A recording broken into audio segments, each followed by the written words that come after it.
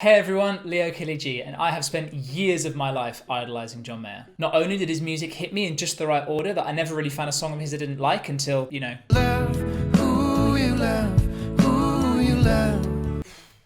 Wow. And even then, I've listened to it enough times already, I know the words. But it was also just around the time I started playing guitar and had the perfect balance of loads of free time as a teenager and very few friends to spend it with to really sit down and work out what was going on. And so today, I want to show you what all that time was for and break down John Mayer's top 5 rhythm guitar tricks. Before we start, however, about half the people who watch these videos aren't subscribed. I'm trying to hit 1,000 subscribers by the end of the year. And so if you fall into that 50%, it would mean the world if you could give this video a like and subscribe to the channel, as it only takes a second and makes a massive difference. Now that's out of the way, let's learn some John Mayer rhythm guitar. Welcome to the real world, set to me, got something new. Take a seat. So the first rhythmic trick isn't really a trick per se, but it's a way of emphasizing notes that's really iconic to John Mayer's playing. And so if we take a look at a song like No Such Thing from Room for Squares,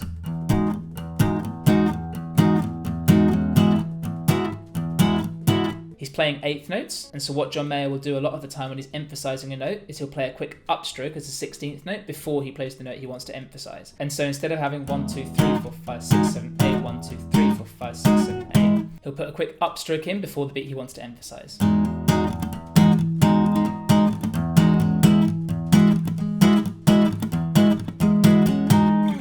And it makes the whole thing sound a lot more interesting and also gives the song a lot more energy and pace than if you're just playing downstrokes by themselves. You can see the same technique in Love Song for No One. And so if we start off playing just the downstrokes and emphasizing the 3rd, 6th and 8th beat in the bar, 1, 2, 3, 4, 5, 6, 7, 8, 1, 2, 3, 4, 5, 6, 7, 8, 1, 2, 3, 4, 5, 6, 7, 8, 1, 2, 3, 4, 5, 6, 7, 8. And then adding in the upstrokes just before each beat's going to be emphasized, it gives the whole thing a lot more energy and a lot more pace.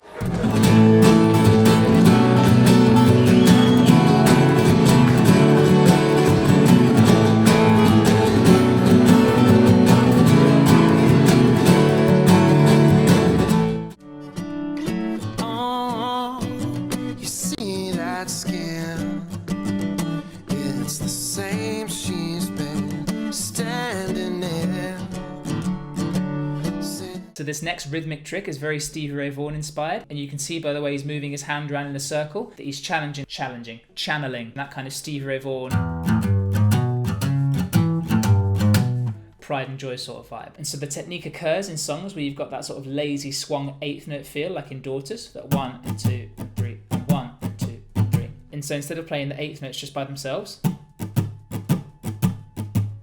at the end of the bar, you add a little 16th note flourish in there as a down, up, down to finish off. So you have down, up, and then instead of playing just the normal down, up again, you have down, up, down, up, down, up, down, down. And that adds a bit more rhythmic pulse to the song and just gives it a bit more rhythmic interest as well. Oh, you see that skin, it's the same, she's been standing there.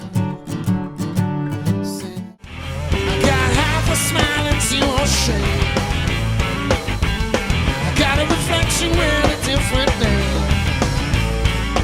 So string muting is definitely not something pioneered by John Mayer, but it's something that he uses a heck of a lot in his rhythm playing, and it adds a really cool rhythmic effect to a lot of his songs. So you can really hear it in Who Did You Think I Was? If I play the riff without any string muting at all,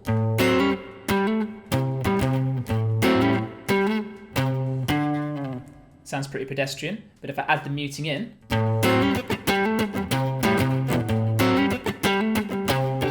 starts to sound really, really cool. So in terms of the riff for Who Did You Think I Was, there's 2 types of muting going on. We've got traditional string muting, where you're muting all the strings and just hearing the sound of the pick scraping against the strings themselves. And then we're hearing string isolation, where you're isolating one particular note, but still playing the other strings around them. So you still get the sound of the pick hitting the strings, but you also get the notes ringing out as well.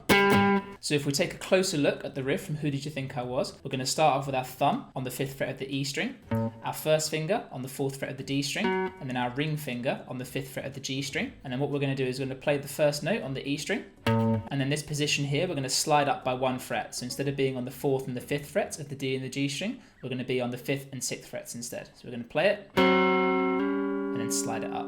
So we've got bass note, and then, but you notice here as I play these notes, I'm not just playing those 2 with my pick, I'm playing through everything, muting the other strings with my middle finger so that I get that percussive element of the pick hitting the strings, but then also the sound of the notes ringing out at the same time. So the first half of the riff we got. From there, we're going to play 2 traditionally muted notes, just strumming down and up and resting your fingers over the strings. We've then got a hammer on from the 5th fret to the 7th fret of the D string. And we're going to do the same string isolation. And so even though I'm playing just the 5th fret of the D string, I'm muting all the other strings so I can use my pick to play through all the strings. And then hammer on. So instead of getting this single note ringing out, I get, which sounds a lot more percussive. So altogether, we've got the first part of the riff. Hammer on, then 2 more muted notes. Then here we're going to play the 8th fret of the E string with your pinky finger. Again, muting the rest of the strings so you get that percussive element. And then from there we're going to play the 5th fret of the D string again, and then back down to the 8th fret of the E string. So we have down, down, up, and again isolating the strings each time to keep that percussive element going. Then we're going to start at the top of the riff. So E string, isolate the 2 strings, mute, mute, hammer on, mute, mute again. Then this time we're going to play the 8th fret of the E string and then the 5th fret of the A string, and again down and up, and making sure you mute the rest of the strings to keep that percussive element going.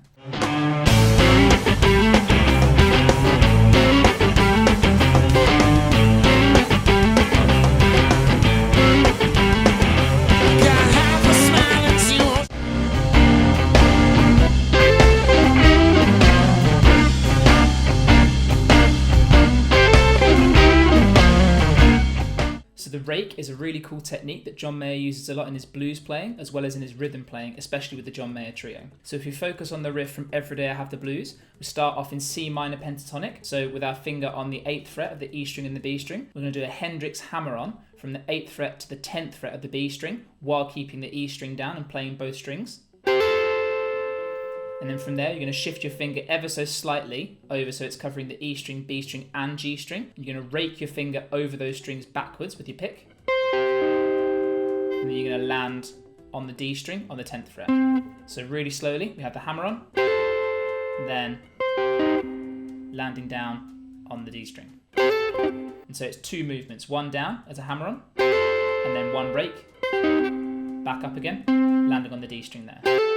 The second part of the riff starts out at the 8th fret of the G string and the B string, covered with your first finger. And then you're going to hammer on to the 9th fret of the G string with your middle finger, while pushing down the B string at the same time. And then from there, you're going to do the same rake, but instead of starting on the E string and going down by 3 strings, you're going to move your finger so it's covering the B string, G string, and D string.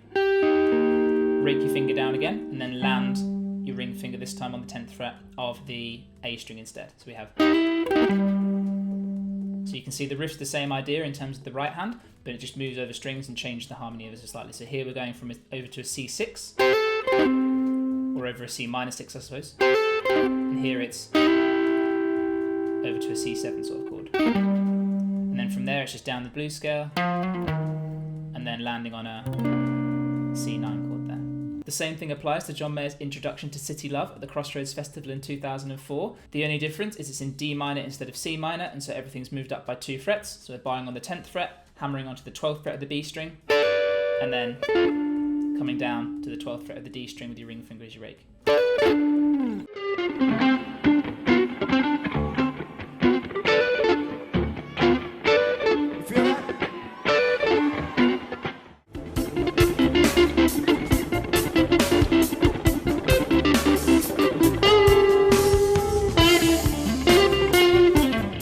So another really interesting technique that John Mayer uses in his rhythm playing is using his thumb to anticipate the notes that his finger's going to play to give them a bit more rhythmic interest. And he does this in 2 ways. The first way is using his thumb as a single note before the notes that the fingers are playing. And you can hear this in the Crossroads intro when he plays this part. If I play it without the thumb strokes, we end up with this. Which doesn't sound too bad by itself, but if you add the thumb in as well, it sounds a heck of a lot more funky.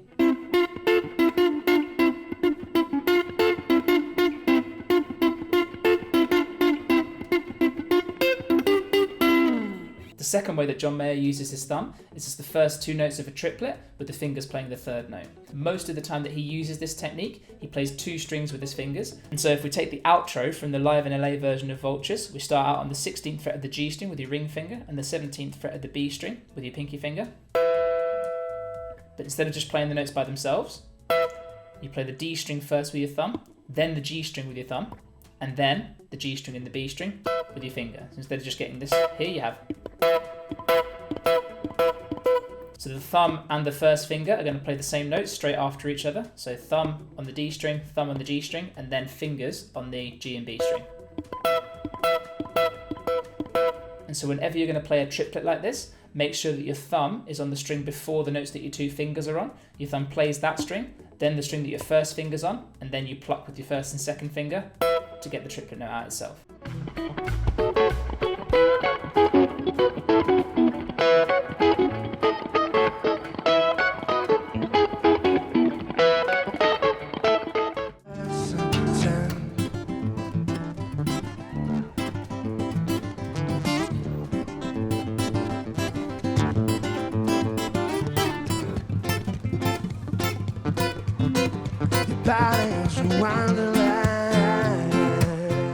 So that was my video on John Mayer's top 5 rhythm guitar tricks. If you found it useful, it would mean the world if you could give this video a like, subscribe to the channel and push the notification bell so you stay up to date with any new content that comes out. And if you're feeling really generous, head over to www.patreon.com/LKGguitar and consider becoming a patron, where you can contribute to me making even more content to help you along your musical journey to becoming the best musician you can be. Thank you so much, and I'll see you in the next video.